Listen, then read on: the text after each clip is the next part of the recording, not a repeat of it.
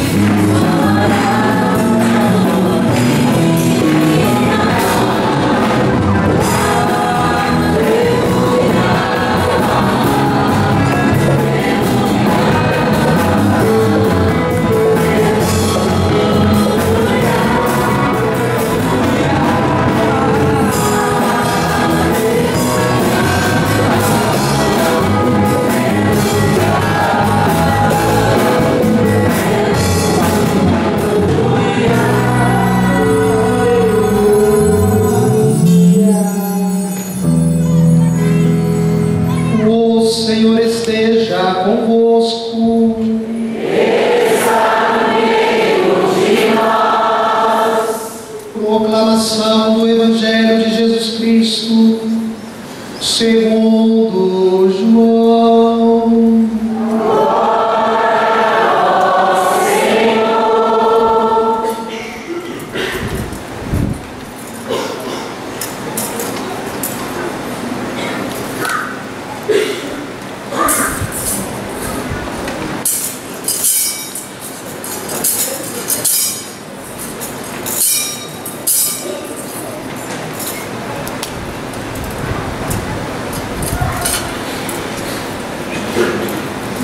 Depois disso, houve uma festa judaica e Jesus foi a Jerusalém. Em Jerusalém, perto da Porta das Ovelhas, existe uma piscina rodeada de 5 colunadas. Em hebraico, a piscina chamava-se Betzata. Aí ficava uma multidão de doentes, cegos, coxos e aleijados, esperando que a água se movesse. Isso porque de vez em quando um anjo descia e movia a água da piscina, e a primeira pessoa que entrasse na piscina, depois que a água fosse movida, ficava curada de qualquer doença que tivesse. Estava aí um homem cuja doença já durava 38 anos. Jesus viu o homem deitado e ficou sabendo que aí estava fazia muito tempo. Então lhe disse: você quer ficar bom? O doente lhe respondeu: Senhor, não tenho uma pessoa que me atire na piscina quando a água começa a se mover. Quando eu vou, outro já desceu antes de mim. Jesus disse: levante-se, pegue sua maca e ande. Imediatamente o homem ficou bom, pegou sua maca e começou a andar.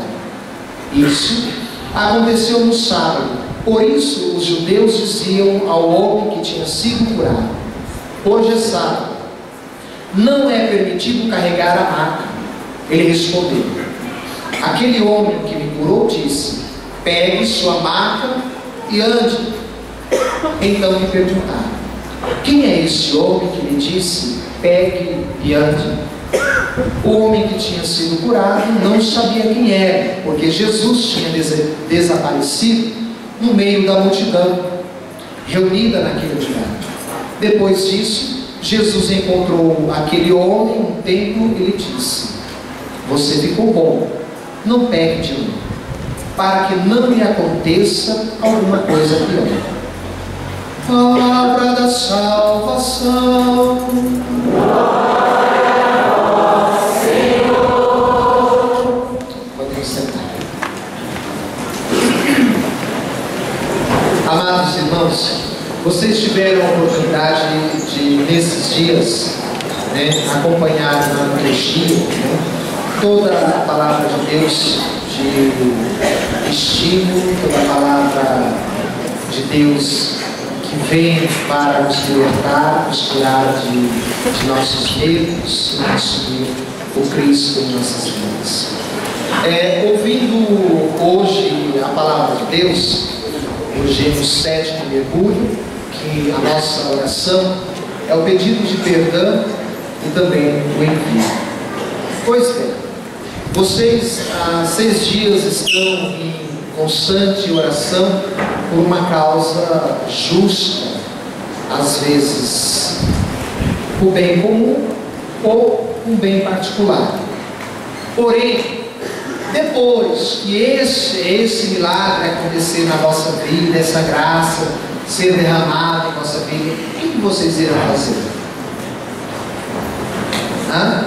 O que vocês irão fazer logo mais que acabar tudo?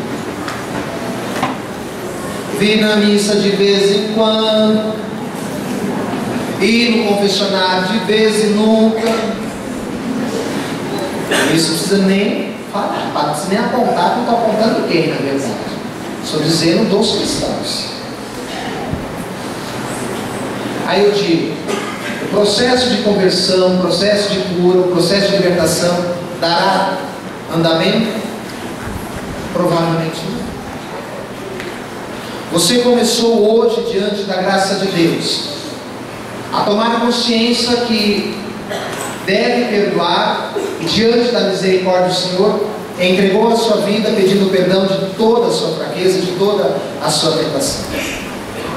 Mas algo que pode talvez nos incomodar logo mais no dia de amanhã é quando a primeira tentação surgir ao nosso redor, querendo instigar de nós o desejo em voltar a pecar novamente.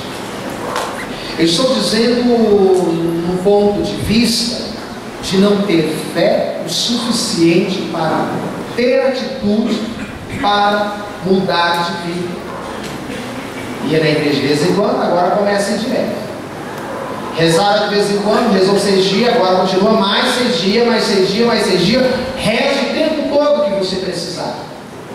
O tempo de Deus, o tempo da graça de Deus está à sua porta, batendo, desejando verdadeiramente entrar, e o que encontra, na grande maioria das vezes, um coração fechado pelas angústias que o próprio mundo impõe, como se fosse o teu mestre, o teu guia. Amado, você vai chegar na igreja e vai encontrar sempre as mesmas carinhas servidas. Sabe por quê? Porque você também não aceitou, que esta cura, como a de Naamã, lhe fizesse tomar uma atitude na sua vida, uma atitude para mudar, uma postura nova na sua vida, com o desejo de fazer diferente, de melhorar de vida, de transformar verdadeiramente então a sua vida. Aí poderíamos dizer: a quem iremos, Senhor? A quem iremos? Ou melhor, quem eu enviarei? O profeta, diante do mistério de Deus, olha, diante de Naamã ali, parecia não ter tanta valia. E pela posição de Naamã, ele fica indignado. É a personificação de cada um de nós, quando nós não temos, não conquistamos aquilo que nós queremos. Mas quando nós experimentamos verdadeiramente a graça de Deus, começa então uma tomada de consciência, como Naamã teve. E ele então sente, na obrigação, no desejo de voltar até o profeta, Porque quando Naamã parte com o seu povo, ele leva as moedas, e ele quis ofertar ao profeta, e o profeta não quis saber. Mas ele lembrou do seu rei, do seu senhor, que ele ia, acompanhava o seu senhor a fazer os sacrifícios, era um sustento para o rei se levantar. Mas nós, hoje, na possibilidade, onde nós vamos, temos uma igreja. Nós somos capazes de entrar na igreja e sair da igreja do mesmo jeito. Mas, olha só, entramos no cemitério, fazendo o sinal da cruz, e alguns até andam de costas, para deixar para trás o que estava atrás. Você entrou, aí vai para casa, né? Vai sair do cemitério, aí vai deixar para trás, não leva nada. Aí chega em casa, tira o sapato, vai lá no cantinho. O que isso vai mudar na sua vida? Mudou?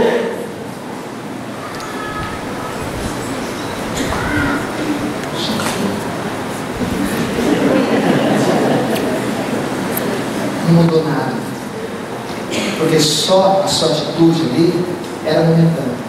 E se a sua fé for uma fé de momento também, diante do tamanho mistério de Deus, vocês vão continuar na mesmice de quando começaram a ser regenerados, na dúvida de ir ou não ir se banhar nas águas, como foi mandado pelo profeta.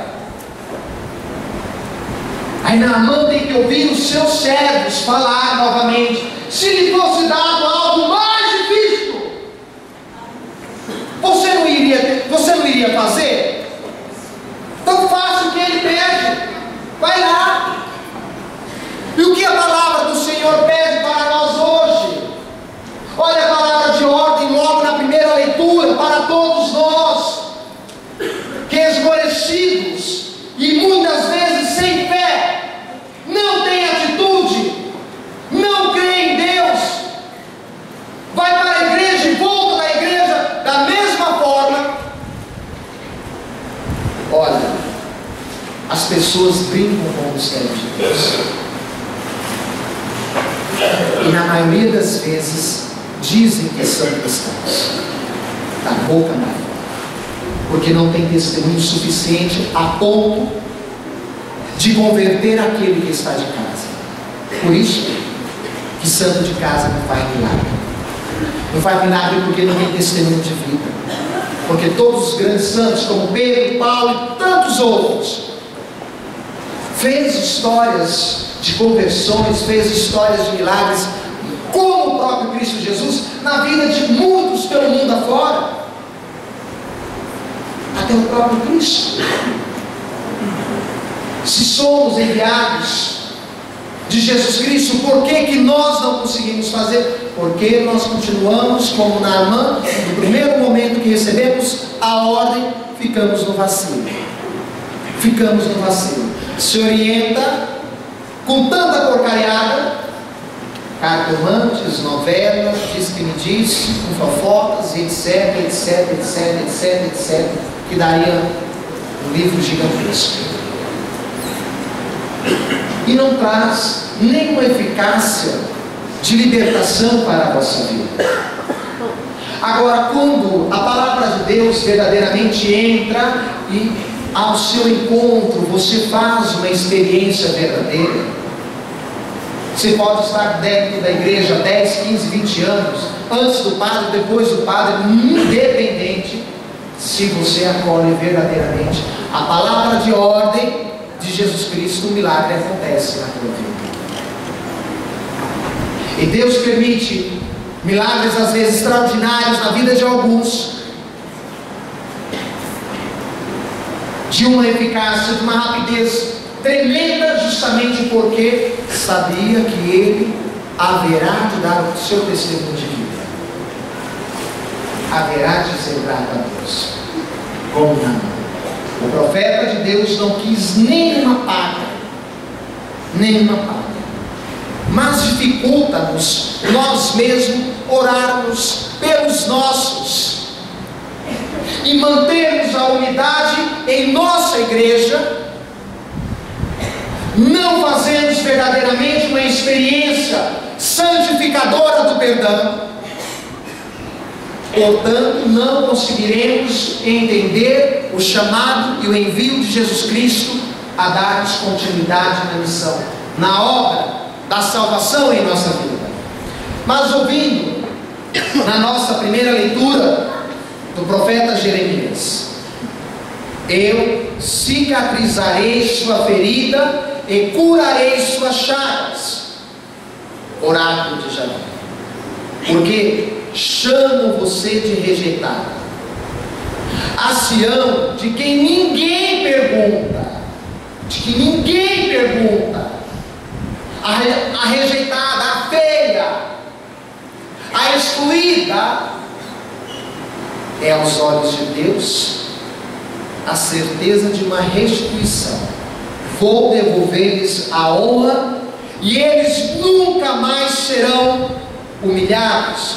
Seus filhos serão, como antigamente, a sua assembleia continuará firme diante de meus olhos, mas castigarei todos os seus opressores. Olha só, uma situação de perseguição, Deus vem lhe dar uma palavra de fortaleza, de segurança da presença dele, que não lhe deixará excluso do milagre, não lhe deixará excluso da salvação, e ainda mostra para você com a palavra dele que ele haverá de oprimir aquele que vos oprime.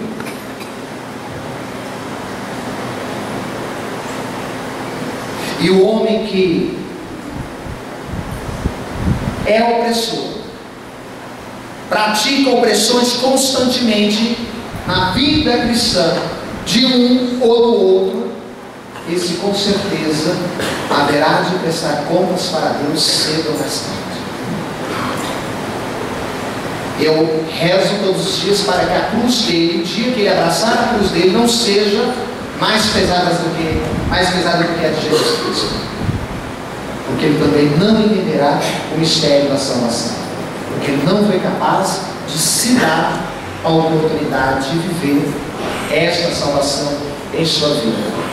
Dela surgirá seu chefe e do seu meio sairá seu governante.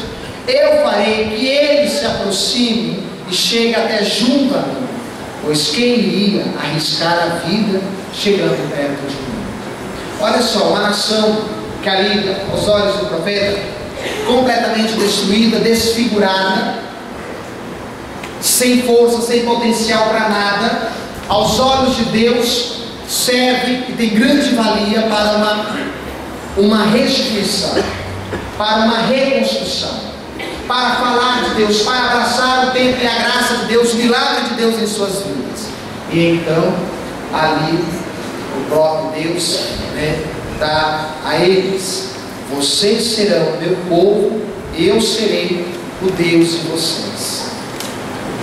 Vocês não percebem que às vezes dentro da igreja católica, nas nossas comunidades paroquiais, comunidades, nós precisamos ter uma percepção um pouco mais aguçada para a santificação, senão nós vamos ver coisas piores ainda acontecer. Porque o homem, ele se afasta de Deus, ouve tudo o que lhe convém, menos a palavra de Deus. Por que uma palavra de uma cigana tem mais autoridade do que a palavra de Deus?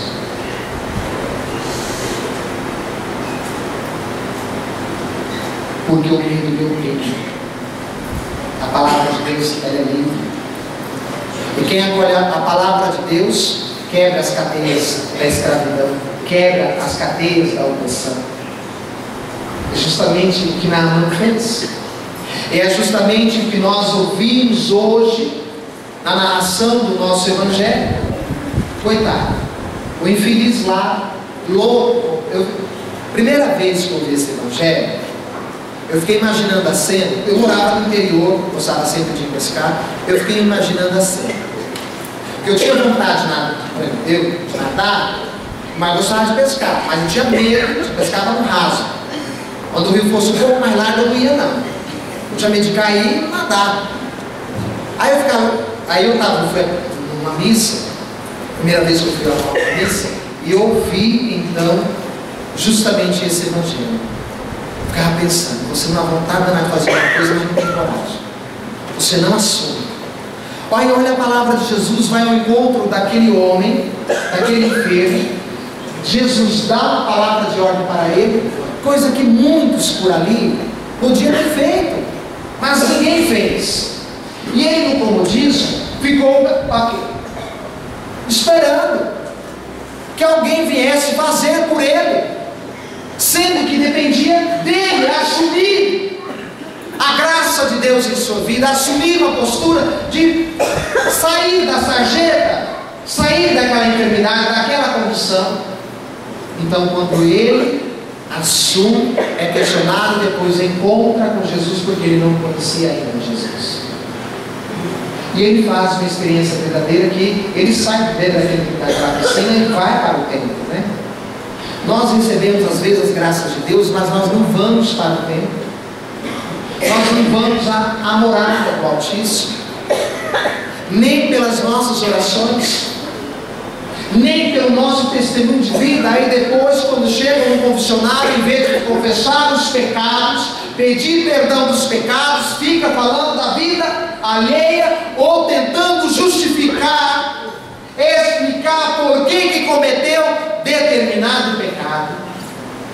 A ordem de Jesus é não voltar novamente à vida que você tinha, é não voltar àquela vida de murmuração que você tinha todos os dias, que naquele momento do padecimento você só via ruínas, só via trevas. Você veio para o cerco de Jericó para tirar da sua vida alguma lepra, ou para mergulhar no nome de Jesus algum leproso da sua casa, mas você não teve coragem, ou talvez ainda não assumiu essa coragem, essa força do Espírito Santo na sua vida, que lhe desse a consciência de obedecer a Jesus Cristo, de ficar firme, de ir ao encontro de Jesus no templo. Tá? Se eu perguntar para vocês como foi esses exercícios de Jericó, o que vocês vão dizer? Ótimo. O que vocês vão fazer com esse ótimo agora? Hã? Eu espero. Esse sapato é fino, mas vai longe.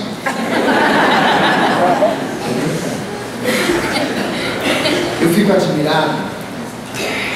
Às vezes as pessoas chegam e falam assim: ora por mim, porque, nossa, minha casa está daquele jeito. Sua culpa.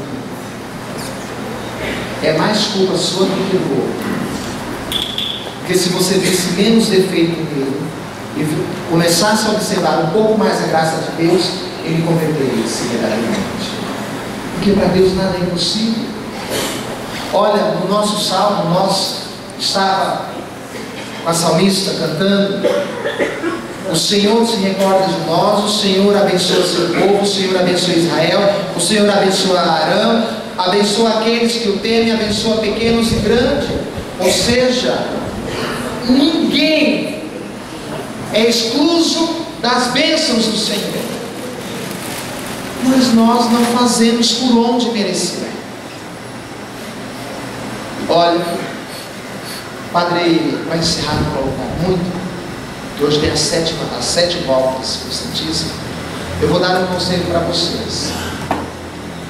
O dia que vocês pararem de murmurar, de ficar vendo só os defeitos das pessoas, você pode ter certeza que o seu coração terá mais capacidade de perdoar as pessoas.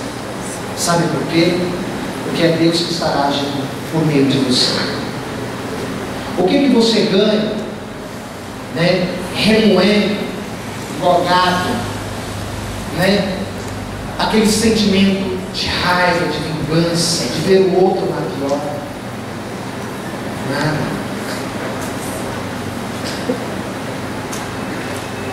Uma vez perguntaram essa parte, ou o senhor é muito corajoso, ou o senhor está sendo irônico. Eu falei, por quê? Porque na caruda tu repreende o inimigo. Eu falei, pois é. Porque se eu me aliar a ele, eu vou ficar igual a ele. Se eu ter a mesma postura dele, eu não vou conseguir converter os que estão dentro de casa, não vou conseguir ter ensinando dentro de casa, não vou conseguir mudar a visão de paróquia, não vou conseguir transformar o coração daqueles que Deus me confiou. Eu vou dizer um segredo para vocês aqui, fiquem entre nós. Se chegar na minha paróquia, eu vou colocar com vocês. Um salve e exorcizar. Quando eu cheguei lá na paróquia, no primeiro ano de padre, a minha carta, a minha reflexão na comemoração do meu primeiro ano de sacerdote era uma despedida da comunidade e também da igreja. Porque eu não esperava que a igreja de Jesus Cristo era uma igreja que era capaz de destruir como as vocações. Eu passei por 4 assaltos encomendados, né? Passei por algumas dificuldades que eu lembro que uma vez, acho que, enfim, tanta coisa que eu perguntei para mim mesmo, assim, eu escolhi Deus, mas para mim seguir Deus, eu tenho que abraçar essa cruz, e diante dessa cruz, para ser de Deus, eu preciso aprender a ter paciência para suportar o peso dessa cruz e não desistir.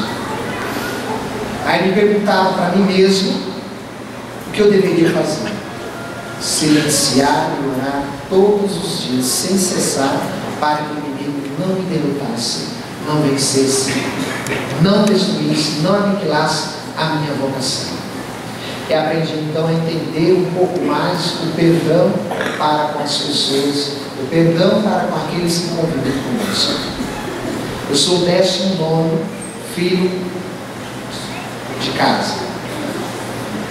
Os meus pais me criaram na congregação cristã do Brasil. Aproximadamente aos 14 anos de idade, eu escolhi a igreja católica para caminhar, porque eu queria fazer uma experiência de Deus que chamava, jogava rede, pescar ondas, do céu, da roça, do sítio, inocente, igual Davi, inocente, tirado lá para ser pastor do povo. Aí Davi começa a conviver com as pessoas e começa a aprender o quê? Ser astuto. E vocês sabem que Davi, diante de um deles, ele tramou. Davi aprendeu a ser esperto. Foi buscar a arca da aliança, cantando e dançando com o povo e comida do povo. O povo vai lá. Quando chega lá, vem as Golias, traz a arca. Só louvor. E nós não somos capazes de abrir a nossa boca para bendizer a Deus por uma graça alcançada. Aí, na convivência de perdão para com as pessoas, eu vou ter paz, você vai ter paz. E quanto mais nós damos brecha para as fofocas, para as intrigas, os disse que me disse, mais enfermo eu fico, porque, amado irmão, como aquele infeliz do Evangelho, ninguém foi lá colocar ele dentro da piscina para receber a graça de Deus. Entendeu? E tinha um monte que poderia ter ido, mas ninguém foi. E quando ele então ouve a palavra de Jesus, pega sua maca e anda, caminhar, vai, segue, continua, não fique aí parado. Ele é curado. E nós não conseguimos às vezes ver a cura em nós, justamente porque nós estamos lá esperando só que alguém faça por nós. E às vezes ficamos acomodados esperando que Deus chegue, que vai na mágica, vai, você vai ser curado, você vai ser libertado. Eu queria ser Deus, porque dá tanta vida que eu trazer de gente.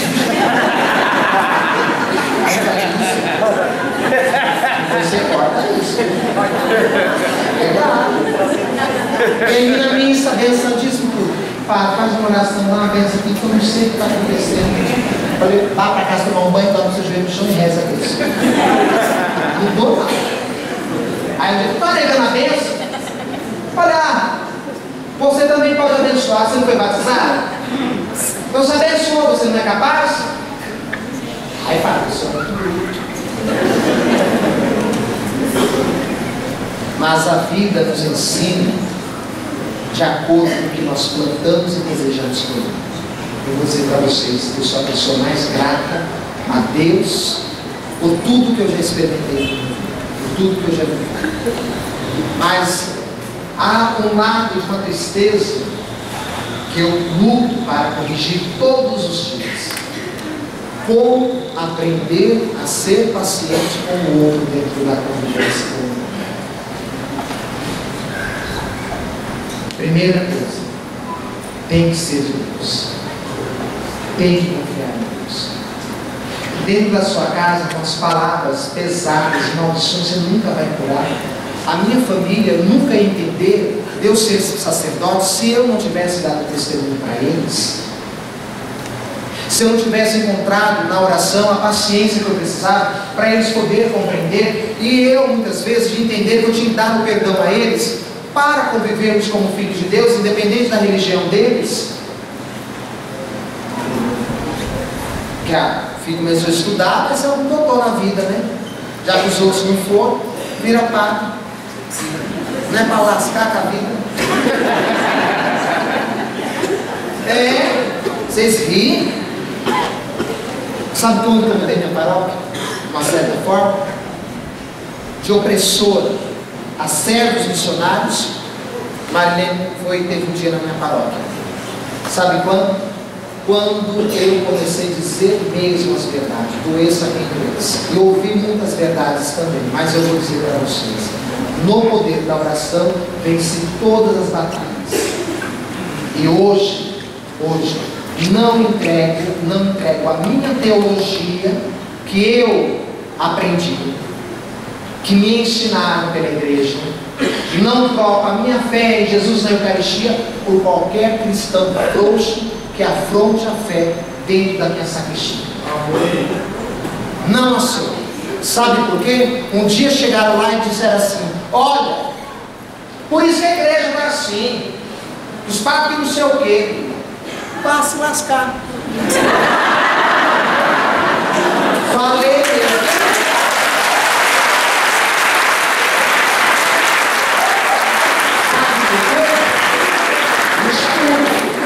A igreja está assim não é por causa de mim, é por causa de você que não faz nada, por causa de você que não aparece na igreja, é por causa de você que não abraça a causa de Jesus Cristo dentro da igreja. E se você quer construir uma família, se você não quis ser sacerdote, respeite os sacerdotes da igreja.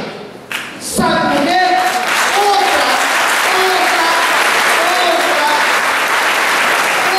Outra oportunidade vos será dada. Quando você constituir a sua família, você saberá de fato o que é comer no mesmo prato, o gosto que tem.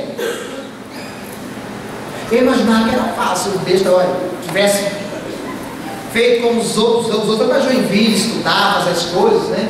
Eu não, fiquei lá, né? Pegava a varinha de vez em quando, ia pescar, ia buscar uma coca no sítio ali, né? As duas pedindo não dava, então a gente entrava no escuro. Foi de moleque, né? Aí pescava. E eu fui ficando. Então um dia eu falei, eu acho que eu vou ver esse negócio aqui, o que é esse negócio de vocação? Mas era uma coisa tão linda, tão linda.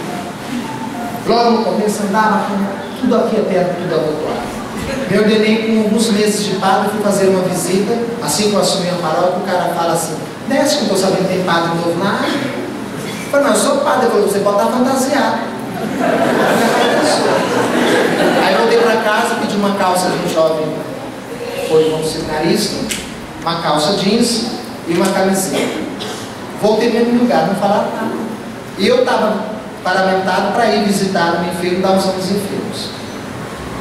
Quando eu voltei algumas horas depois, me deixaram passar. Porque aí, lógico, eu arrumei uma ministra para ir juntar no céu de novo. Correu isso sozinho, né?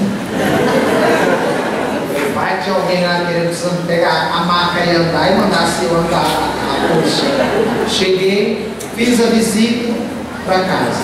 Aí eu percebi que de fato nós criamos máscaras dentro da comunidade, na convivência, na religiosidade. Você cria máscara, porque o dia que bate o evangelho na sua porta, você não sabe falar da Bíblia.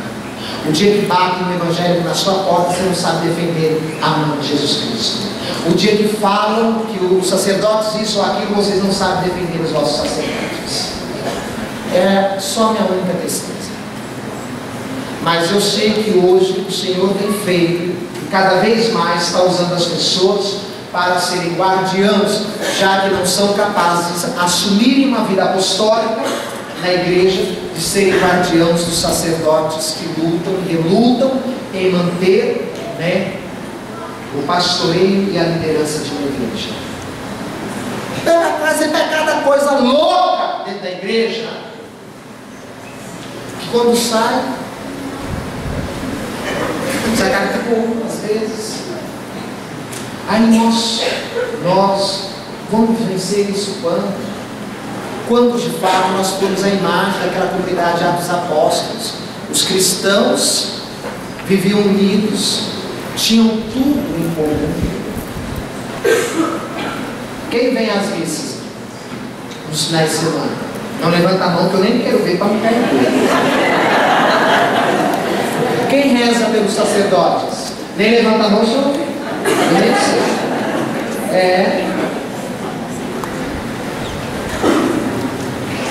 Então, amados irmãos, para o Padre encerrar, essa restauração do pedido de perdão, de envio, né, para que vocês possam verdadeiramente perseverar, como Naamã até o fim, dê um mergulho na vossa vida, né, cure essas feridas, e aqueles que se feriram por algum motivo, por alguma coisa, se deem a oportunidade de serem curados. A coisa mais gostosa que tem é sentir o abraço da misericórdia de Jesus, independente. Eu estou falando isso porque eu vivi, porque eu experimentei. Eu chegava para a minha casa e falava, eu vim aqui, você que mora aí, eu vim 10 de carro, eu vim para quê? Porque eu vim fazer um serviço. Que serviço? Você mora aí? Moro. Tem mais alguém no carro? Não. O que é que você foi fazer? Não, eu vim matar. Mas por que me matar? Por causa que foi pedido. Eu falei, mas eu sou padre. Aí eu disse assim, aí a pessoa disse, padre, me perdoa. Né? Eu falei, poxa vida, um dia eu estava numa situação e eu vi o senhor fazendo batizado, cheguei lá e eu vi a sua pregação do batismo naquele dia, eu tinha uma vontade tão grande de ser batizado, de ver os meus filhos batizados, e não fiz nada. A minha vida é complicada. Eu falei, então se deu a oportunidade de mudar a sua. Não estou dizendo por mim, estou dizendo por você mesmo. Aí ele me deixou em paz e foi embora. Eu entrei de casa com as pernas que não tinha força para comer.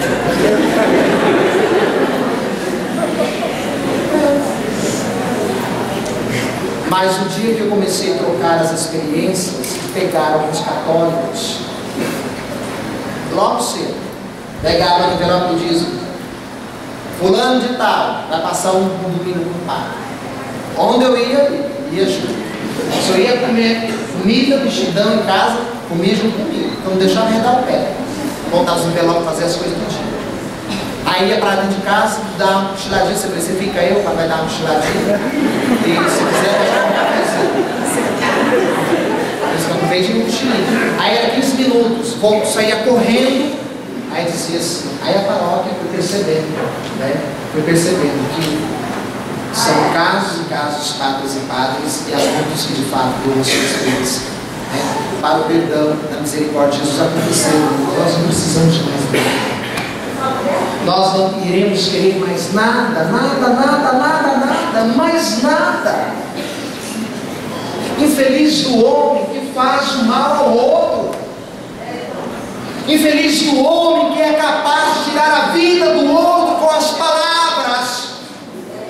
Infeliz do homem que é capaz de pegar diante da palavra de Deus, diante do mistério de Deus encarnado, verbo encarnado,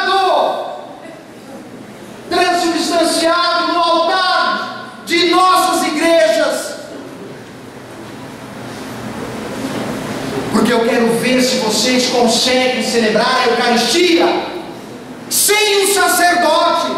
Não consegue. Não consegue ter Jesus na Eucaristia.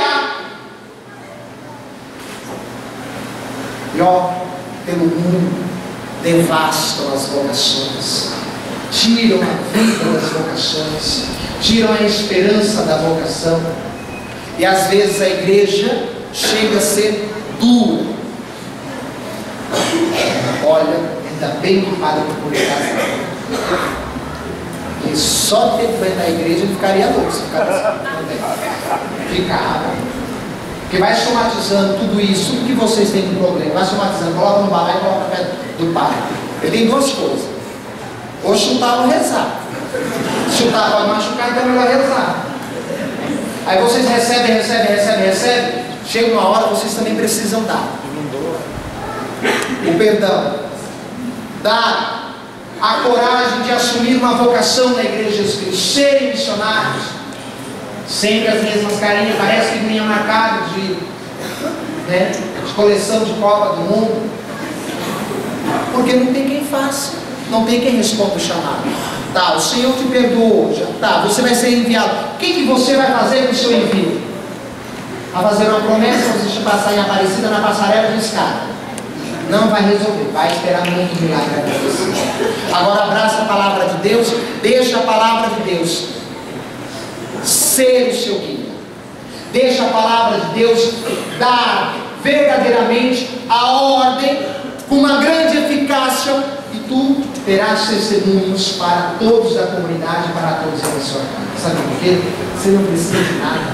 Dinheiro é balela, é necessário, mas muito é balela. Sabe por quê? Você perde sua liberdade. Se você arruma muito o que fazer, você perde a sua liberdade, porque você não vai conseguir respirar. Trabalha, morre e ainda deixa para os outros brigar as coisas que ele deixou, cria divisão. Agora, abracem a causa de Jesus Cristo, que mesmo se morrer, morrerá para este mundo, mas viverá na glória. Precisa de alguma coisa mais nada. Então eu não quero também nenhuma das práticas de vocês, a não ser a sinceridade de vocês de testemunhar aos meus olhos que voltaram para casa em paz como Naamã, curados e agradecidos, como este homem paralítico do Evangelho, esse enfermo do Evangelho, pegar a sua maca e ter atitude, transformar a sua vida, transformar a vida da sua família, não pela imposição, mas pelo testemunho verdadeiro que Jesus Cristo nos chama. Pois Ele está com o seu povo, Ele abençoa o seu povo. É a palavra de Deus. Para que negar o perdão às pessoas? Porque quando chegar a sua vez no inferno, quero estar bem no corpo de chutar mais. Louvado seja nosso Senhor Jesus Cristo. Levanta a sua mão direita. Para que ela serve?